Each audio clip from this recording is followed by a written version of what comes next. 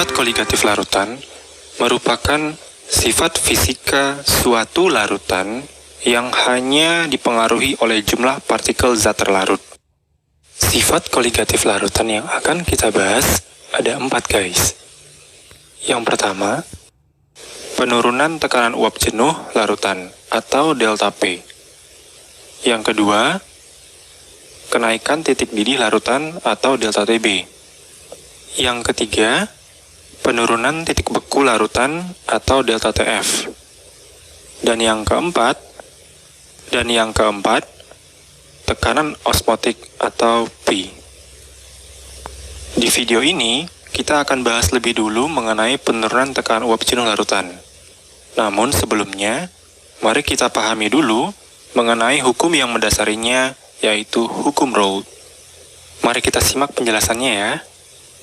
Bila di dalam suatu wadah yang berisi air, di permukaannya terdapat partikel-partikel air yang saling bergeser satu sama lain, lalu ketika partikel air tersebut memiliki energi kinetik yang cukup besar, maka partikelnya mampu memutuskan gaya tarik antar partikelnya dan melepaskan diri dari fase cairnya membentuk uap.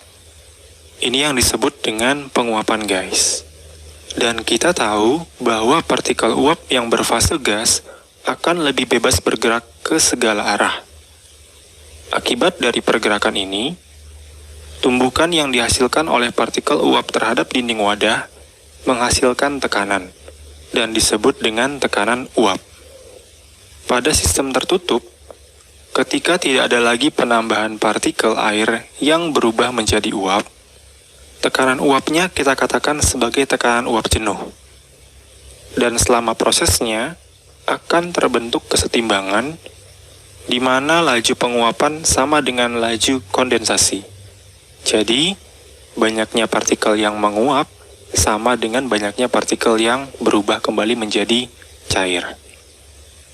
Selanjutnya, jika ke dalam wadah, kita tambahkan suatu zat terlarut yang sukar menguap.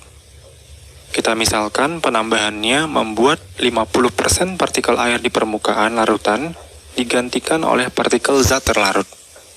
Jadi, jika sebelumnya di permukaan dipenuhi oleh partikel air, sekarang hanya setengahnya saja guys. Setengah lagi merupakan partikel zat terlarut. Kondisi ini terjadi dengan menganggap bahwa larutan yang terbentuk merupakan larutan ideal, di mana gaya tarik antar partikel air sama dengan gaya tarik partikel air dengan partikel zat terlarut.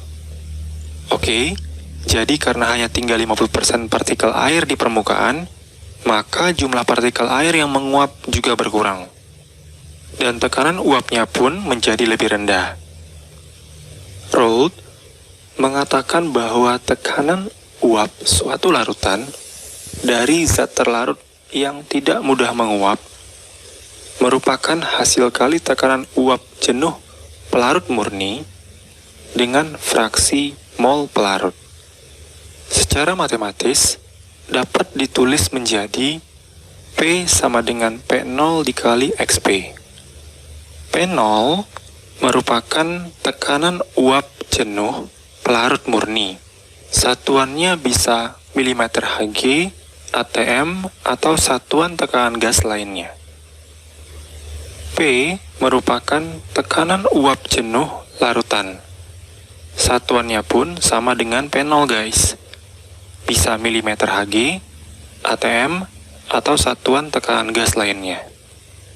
Dan XP sudah kita pelajari di prasyarat koligatif ya guys, yaitu fraksi mol dari pelarut. Jadi dari persamaan matematisnya kita bisa paham guys, mengapa tekanan uap jenuh dari larutan bisa lebih rendah dibandingkan tekanan uap pelarut murninya. Yaitu karena fraksi mol dari pelarut murninya sendiri itu sudah berkurang guys, akibat penambahan zat terlarut. Dari persamaan Raoult, kita bisa hubungkan dengan fraksi mol zat terlarut seperti yang telah kita pelajari di video sebelumnya mengenai prasyarat koligatif guys, di mana XP ditambah XT sama dengan 1, sehingga P sama dengan P0 dikali 1 dikurang XT. Kita kalikan ke dalam guys. P sama dengan P0 dikurang P0 dikali XT. Lalu kita atur dengan pindah ruas, sehingga persamaannya menjadi P0 dikurang P sama dengan P0 dikali dengan XT. Nah, P0 dikurang P merupakan penurunan tekanan uap jenuh, yaitu delta P sama dengan P0 dikali dengan XT. Berikutnya, rumus-rumus yang dipakai dalam perhitungan dibagi berdasarkan dua jenis larutan guys. Yang pertama, untuk larutan non-elektrolit, yang dianggap larutan ideal berdasarkan hukum Rolle tadi. Penurunan tekanan uap jenuh larutan atau delta P sama dengan P0 dikali dengan XT. Lalu delta P merupakan P0 dikurang P dan P sama dengan P0 dikali dengan XP. P0 merupakan tekanan uap jenuh pelarut murni, satuannya mmHg, atm, dan satuan tekanan gas lainnya. Lalu P merupakan tekanan uap jenuh dari larutan, satuannya bisa mmHg, atm, atau satuan tekanan gas lainnya. Delta P merupakan penurunan tekanan uap jenuh larutan. Yang kedua, untuk larutan elektrolit. Penurunan tekanan uap jenuh larutannya atau delta P sama dengan P0 dikali dengan XT, namun karena jumlah mol zat terlarut dalam larutan tidak sama dengan jumlah mol zat terlarut mula-mula, akibat adanya ionisasi, maka mol zat terlarut dikalikan dengan I yang merupakan faktor Van Hoff. Jadi, sama dengan P0 dikali NT dikali I dibagi NT dikali I ditambah dengan NP. NT itu mol zat terlarut dan NP adalah mol dari pelarut.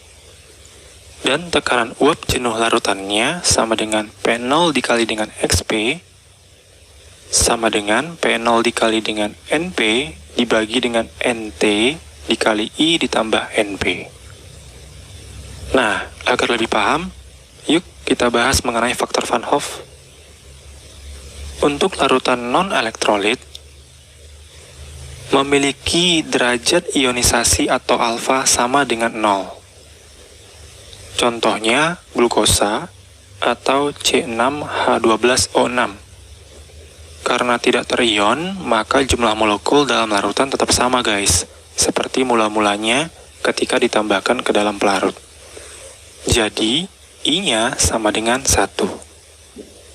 Untuk larutan elektrolit, memiliki derajat ionisasi lebih besar dari 0 hingga 1 guys. Contohnya, NaCl, yang terion menjadi Na positif dan Cl negatif.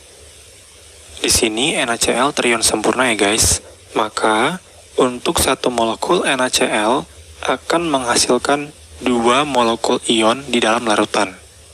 Jadi, I-nya bernilai 2. Namun, bagaimana jika zat terlarut terion sebagian?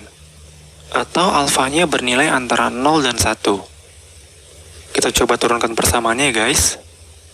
Jika zat A terionisasi menjadi zat B atau ion-ion B, di mana N merupakan jumlah ion yang terbentuk, mula-mula terdapat, kita misalkan, X mol dari zat A, untuk ionnya belum ada di mula-mula, lalu zat A akan terion sebanyak alpha X.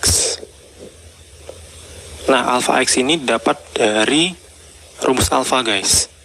Alpha itu kan derajat ionisasi, merupakan mol yang terion dibagi dengan mol mula-mula. Berarti mol yang terion sama dengan alpha dikali dengan mol mula-mula guys. Nah, itulah alpha kali X. Dan produknya yaitu N dikali dengan alpha X. Sehingga setelah proses ionisasi, jumlah partikel di larutan yaitu A-nya sebanyak X dikurang alpha X dan ionnya sebanyak N alpha X. Faktor Van Hoff atau I merupakan rasio atau perbandingan jumlah zat setelah ionisasi dengan jumlah zat mula-mula, guys. Nah, ini kita berikan dengan persamaan 1. Jumlah zat setelah ionisasi yaitu X min alpha X dan NaX. Itu kita jumlahkan, guys. Jumlah zat mula-mulanya yaitu X. Kita langsung tuliskan I sama dengan X min alpha X ditambah N alpha X dibagi X. Kalau kita lihat pembilangnya, guys, masing-masing memiliki nilai X. Berarti kita bisa coret, guys, atau eliminasi. Jadi nanti kita dapatkan 1 kurang alpha ditambah N alpha, guys. Nah, alfanya kita keluarkan, sehingga persamaan akhirnya kita dapatkan I sama dengan 1 tambah N min 1 kali alfa, di mana tadi N merupakan jumlah ion. Nah, ingat kembali ya, guys, tadi sudah disinggung sebelumnya, jumlah zat terlarut dalam larutan didapat dengan mengalihkan faktor Van Hoff atau I dengan mol atau konsentrasi zat terlarutnya.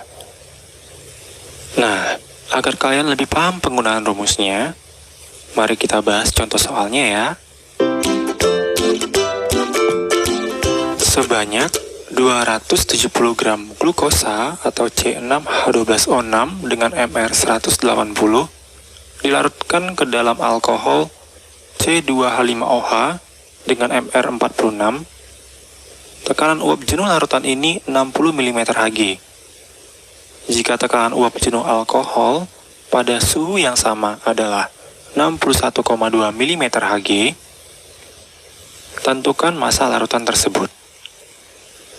Oke, guys, jadi pada soal ini diketahui tekanan uap jenuh larutan dan tekanan uap jenuh pelarut murninya. Berarti kita bisa langsung mencari jawabannya dengan rumus P sama dengan P0 dikali dengan XP. Bila kita pecah rumusnya, P sama dengan P0 dikali dengan NP dibagi NT ditambah dengan NP.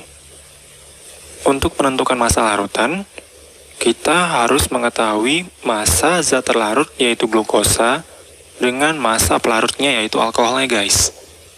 Di soal hanya diketahui massa glukosa saja. Massa alkohol sebagai pelarut kita belum tahu, guys. Makanya dari rumus P sama dengan P0 kali XP ini, kita mencari mol pelarut untuk mendapatkan massa pelarutnya. Oke, kita cari dulu mol zat terlarutnya, guys. Di mana NT sama dengan massa dibagi dengan MR. Sama dengan 270 dibagi dengan 180. Kita dapatkan molnya sebesar 1,5 mol. Lalu kita kembali ke persamaan awal, kita masukkan angkanya, 60 sama dengan 61,2 dikali NP dibagi 1,5 ditambah NP. Setelah kita selesaikan, kita nanti akan dapatkan mol zat pelarutnya sebesar 75 mol. Maka, massa larutan kita cari dari massa dari glukosa ditambah dengan massa dari alkohol sama dengan 270 gram ditambah 75 dikali 46 gram. Kita dapatkan massa larutannya sebesar 3.720 gram. Oke, sampai di sini bisa dipahami ya, guys. Jika sudah paham, kita lanjut ke soal yang berikutnya. Sebanyak 12 gram suatu elektrolit biner dilarutkan ke dalam 720 gram air sehingga tekanan uap jenuh larutan menjadi 19,8 mm Hg. Jika pada suhu tersebut diketahui tekanan uap jenuh air sebesar 20,2 mm Hg, tentukan MR zat elektrolit itu. Oke, guys, untuk soal ini caranya sama dengan soal sebelumnya. Karena yang ditanyakan adalah MR dari zat elektrolit, maka kita bisa hubungkan dengan mol dari zat terlarutnya dengan rumus P sama dengan P0 dikali dengan XP.